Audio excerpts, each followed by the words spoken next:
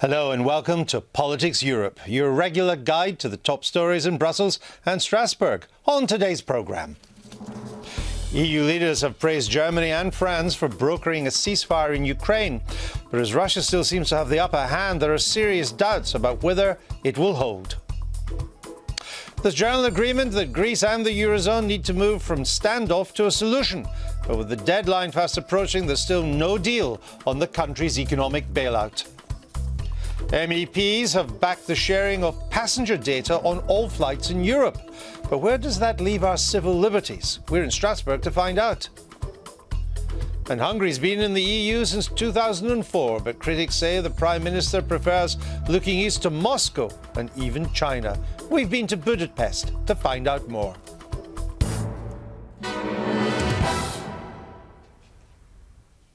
So all that to come and more in the next half hour. First, though, this week, members of the European Parliament have been meeting in Strasbourg for their regular plenary session, while in Brussels, EU leaders have been discussing the ceasefire in Ukraine and the deadlock over Greece's bailout. Here's Giles with our guide to all the latest from Europe in just 60 seconds.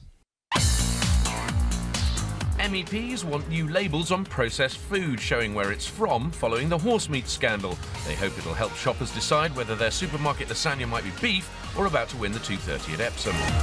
Drivers who commit traffic offences in the EU can now be pursued here after MEPs agreed to share information. So if you're going to speed in Europe, make sure someone else is driving. The European Space Agency's prototype space shuttle splashed down after a 100-minute test flight. The IXV could pave the way for Europe's first reusable space plane. Marathon talks in Minsk produced a ceasefire in eastern Ukraine. The leaders of Germany, France, Russia and Ukraine hammered out a deal overnight. But talks between Greece and its creditors broke down. They urgently need a plan for the country's debt crisis, but the Eurozone's 19 finance ministers didn't like the Greek offering. Finance Minister Yanis Varoufakis said, "We had many different interesting opinions." He could have added, none of which anyone liked. And with us for the next 30 minutes, I'm joined by the Labour MEP Nina Gill and the Plaid Cymru MEP Jill Evans. Welcome to both of you. Let's talk briefly about one of those stories, the ceasefire in the Ukraine. Are we right to be sceptical that, like the past ceasefires, Mr. Putin will probably break it? Well, exactly. We've been there before. It's a bit like déjà vu. And clearly, you know, the indications today are the fighting is still continuing and there's still movement of armoury across the border. Apparently he's been moving tanks into the eastern Exactly. That part. doesn't seem to me like actions of somebody who's actually pulling support back. So I think we're in a really difficult situation. It seems to be we're having the Cold War scenario all over again. And there are divisions in the West as well, divisions within Europe on how to handle this. And now it's clearly divisions between Chancellor Merkel and President Obama. Mr. Putin will be pretty good at exploiting that, I would suggest. Well, yes, we need to be sceptical for many reasons, but I think we also need to look at what we welcome. One, of course, is President Putin's recognition that Ukraine is sovereign and the country's sovereignty. And do you think he means it?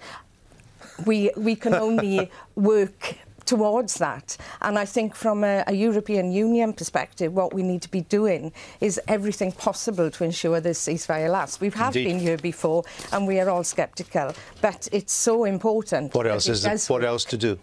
OK, let's move on. We've got a lot to talk about. The meeting of EU leaders in Brussels yesterday was overshadowed by these attempts to negotiate a ceasefire in Ukraine, but that's not their only headache. The leaders were also grappling with what to do about Greece, because a deal with the country's new government over the bailout of the country is still proving elusive and threatens what was once unthinkable, that a country could be forced out of the Europe, either by accident or by design. Now, Syriza was elected in Athens last month on the promise to end austerity and what they called Greece's 5 years of humiliation and pain. The new Greek Prime Minister, Alexis Tsipras, said he would renegotiate Greece's massive international bailout. It's 240 billion euros is where it stands at. But the German Chancellor, Angela Merkel, has said that Europe's credibility depends on us sticking to the rules. That means the terms of the bailout. The clock's ticking because a deal has to be reached by the end of February when the current bailout plan comes to an end and has to be extended if the money's to continue. It would open the door to the possibility, if that doesn't happen, of Greece leaving the euro. It's the so-called Grexit. So far, there seems to be little sign of any common ground between the two sides. But Prime Minister Tsipras has agreed to meet with his creditors to find a mutually acceptable solution. Now, we're joined with the UKIP MEP Diane Jones and, of course, our other two guests. So I beg your pardon, Diane James. It even says James there. I just can't read properly. Would you like Greece to leave because of the shock and awe it would bring to Europe? Would you like that to happen? Sounds like a good idea, doesn't it? I mean, Why? Clearly the European Union as a concept is failing. But more importantly, Juncker went on record when he was made president that he wanted to see fiscal and political convergence for all of the 28 member states and for any new member state that will join. Now, if that's a route that all of the 28 member states sign up to, with all of the risks that that involves, and for the UK a huge risk because it would mean we would have to join the euro, then I would like to see that. But and if Greece was forced to leave, or if Greece left in an emergency, not a planned departure, I mean, they may come to an agreement, but if they don't, I mean, there could be chaos in Greece. It could be even worse than it is now, and there could be contagion right across the Eurozone. More unemployment, more people suffering, more banks runs and so on. Do you really want that? You've just absolutely highlighted what's wrong with the Eurozone, what's wrong with Euro membership. I don't see that sort of Armageddon, financial Armageddon that you're portraying.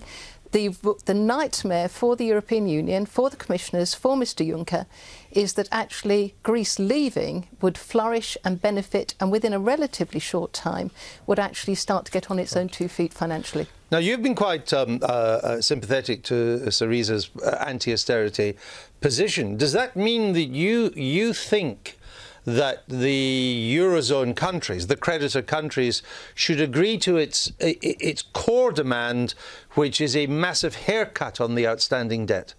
I think that there has to be solidarity shown with the Greek people, and I think there has to be a change. I do think there will be an agreement. But what's the answer to my question? But yes, of course, because so you think that you should write off a huge chunk of the Greek government's debt? Well, it's impossible for Greece to pay the debts. They've had a series of impossible bailouts. The money has not been going to providing services for the people, and there's a real humanitarian crisis in Greece. Okay, Now, I understand the reasons for doing it, and you're quite right that the size of Greek debts now, 176% of GDP, is probably unpayable even in the long run. But if you do that, why wouldn't Portugal then come knocking on the door and saying, right, we want a haircut too? Why wouldn't Spain? Why wouldn't Italy, where their national debt is now 135% of GDP? Why wouldn't they do that too? Well, what I hope this marks is a change throughout Europe, and what we've been calling for is a conference and convention of all the debtor countries. As has Syriza. We can look at a different way of creating investment. But you think all these debts should be written off? Well, the countries are willing to pay the debts. They are unable to pay the debts. So that it needs to be a system where countries can pay back the debts. But that's linked to growth and investment Is that realistic? as well. I mean, the reason I ask is that the Greek debt now is not owned by the banks. I mean, the bailout socialised the debt is now owned by the German, the French, the Italian taxpayers. Why should they pay? Why should they pay? There's no appetite across Europe for the people to pick up that tab. And that's quite clear. And I just want to go back on one of Diane's point. I mean, I don't think it's a good thing if Greece was to leave. We were discussing Ukraine before. What is happening bit by bit, this is Putin's policy, try and weaken Europe so that actually he can have a free hand on Eastern front. And I do think it's important we look at all of these things in a joined up way, because if Greece was to not get, let's say, in new terms, new negotiations, I don't think they should have a haircut, but I do think it's important that we recognise that the austerity policies that have been promoted have not worked, and what we do need now is greater policy for growth. So we need to target Juncker's investment plan more at countries like Greece to help them get growth so that they can pay their bills eventually. Okay. What do you say to the point that, I mean, it's quite clear at the moment that Mr. Putin is moving to expand his sphere of influence and to minimise the importance of Europe. I mean, he's helping to bankroll parties like the National Front in France and some hard left parties. He's quite close to Syriza, actually. And he's very close to UKIP Greece. too, leader. Don't they just pick us off one by one? I don't think he's picking us off one by one. No, I'm saying if the European Union doesn't stick together, isn't that the danger? Well, are you then advocating, Andrew? I'm not advocating anything, I'm asking questions. OK. I don't see him picking us off one by one. What has happened, let's go back to the fundamental issue on this programme this morning, which is, can Greece survive outside of the Eurozone? Would it be better outside of the Eurozone? You think it could? And I believe it could, and I believe there's no future for the Eurozone as it stands at the moment, and no amount of renegotiation is going to change that. Regardless of your views, let me just very briefly get to what you think will happen. At the moment, there's a standoff between the financial ministers. The other parts of the Eurozone want Greece to extend the bailout and then talk about what reforms could be changed and so on. The Greek position is no, the bailout's over. We don't want to extend it. We want a bridging loan and discuss major reforms. They've only got till Monday, this coming Monday, the 16th, to agree. Will they or won't they? I think they will in the end, because you can already see that there's been some degree of compromise. The language that's coming out, the body language, it is different. All right. Than so it was you think? before. What do you think? I think they will agree, and I welcome the fact that what we're seeing in this process is putting people back at the heart of the whole European project. And what do you think? I don't think they will agree. And how can they agree? The Greek people voted for that party. So my two colleagues here are then suggesting that we have another general election. Okay, I just wanted your opinion. 2-1.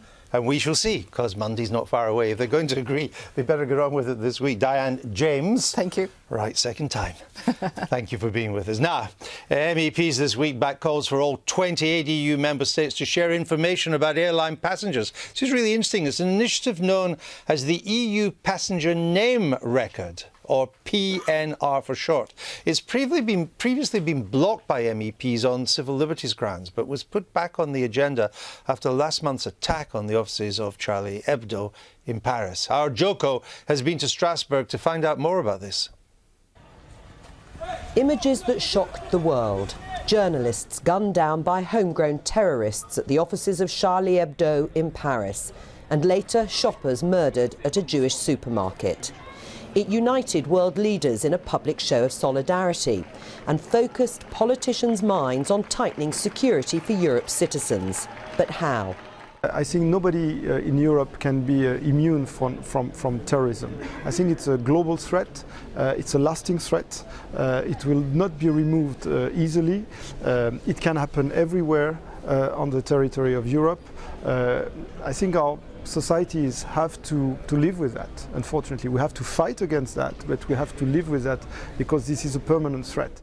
This week, members of the European Parliament agreed to a package of counter-terrorism measures, including stepping up EU border checks, better information sharing on terrorist suspects between EU states, and more investment for de-radicalisation programmes.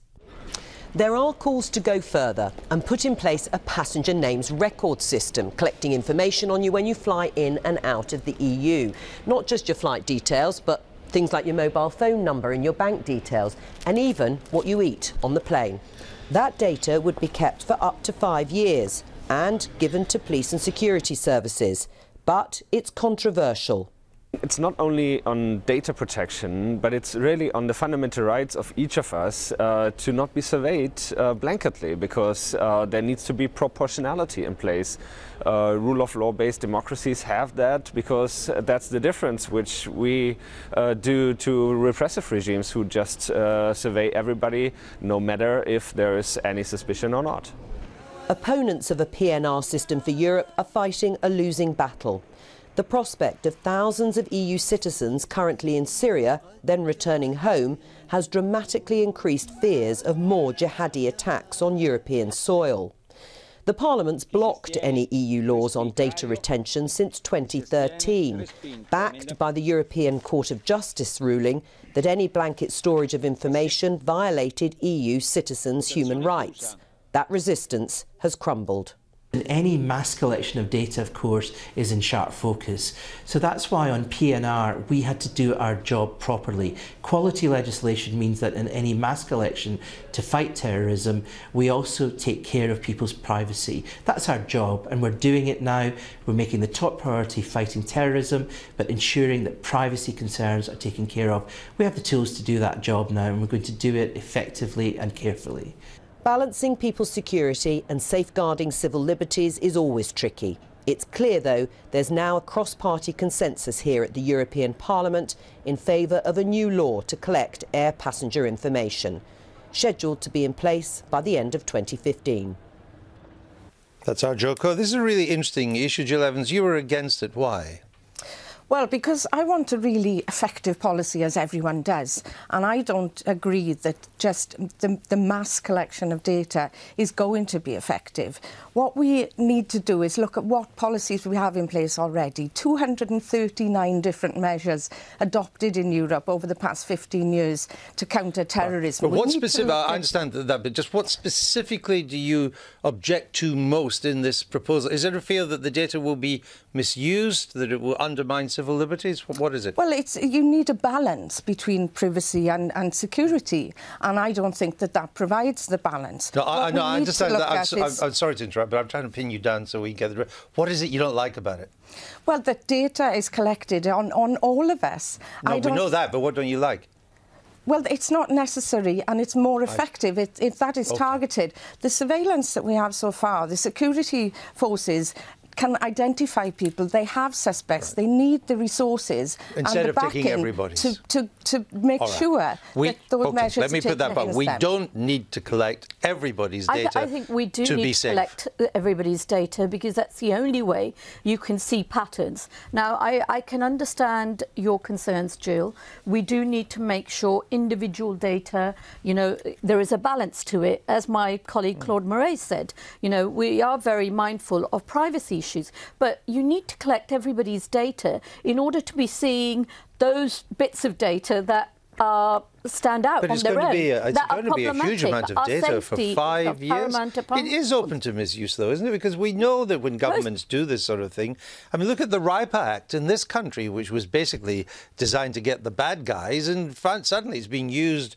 against whistleblowers, against journalist sources, used by town hall snoopers. But this is why we've ensured that individual privacy has been at the forefront of this. But don't forget, this data is largely computed and analysed by other programs, by analytical programs. So it's not as if somebody can just tap in and look at it. It's amassed, and only those bits of data where there are concerns are shown up. What do you say to that? Well, I think that what we've seen in legislation over the years, it's always been in response to something. I think we need to look at what is working, what isn't working, what has been adopted by the member states. But also there was a major focus in the debate on the prevention of terrorism, the prevention of radicalisation and so on. We need to put that at the top of the agenda as well, and really focus on education, on teachers, on social workers, on local police. There's no simple answer to this. Isn't there a danger that... Proposal actually does do that. But isn't there a danger that it could be used that... I mean, I understand that even people's eating meal preferences on airlines is going to be included. Isn't that runs a danger? Oh, let's see who's asking for the halal meats. Let's look at certain names that are there. Let's concentrate on them. Is there not a danger of that? Yeah, I mean, I don't understand how the food preferences can... Really, that's well, a bit maybe that's why. Well, this is why we've said it's going to be balanced, and we do need to be able to analyse. And I am confident that the proposal we've had in front of us does ensure that we are ensuring privacy and the balance is right. Again, and that's again what Yvette Cooper has said as well, getting the balance right. Putting your own views aside in terms of prediction, do you think this will get through? Will it become law? I think it probably will. I'm against it. There are the questions that have been raised by the court that said it wasn't proportionate. And my biggest fear is that we focus on issues like this at the expense of other more effective. I've got your side of the argument, and I've got yours too. But do you think, regardless of your view, will it be law by the end of the year? I think You think it will be? Yeah, and I think it's important, and to emphasise that we are really working on other preventative measures as well. This isn't something that works on its own. Okay, well, if the spooks are watching, I quite like the special meals. So you'll see that beside my name. Now, Vladimir Putin is visiting Budapest next week, despite an agreement among EU member states not to hold bilateral meetings with the Russian president in response to the annexation of Crimea. Hungary's been a member state of the EU since 2004, but critics say Prime Minister Viktor Orban prefers to look east to his ally, Mr. Putin, than west to the EU. Our Adam's been for the latest in our series, Meet the Neighbours.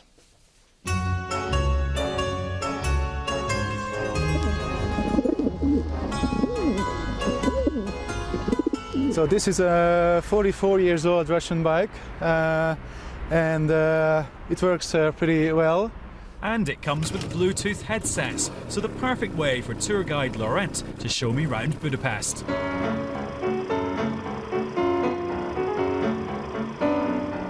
So actually this is a hero square in Budapest. Capital of a country that's lost an empire, was occupied by the Nazis, saw Soviet tanks rolling down the streets, and then ditched communism in 1989.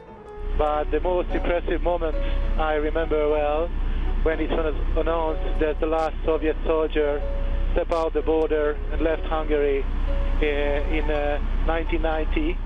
Hungary finally arrived in the EU nearly a decade ago.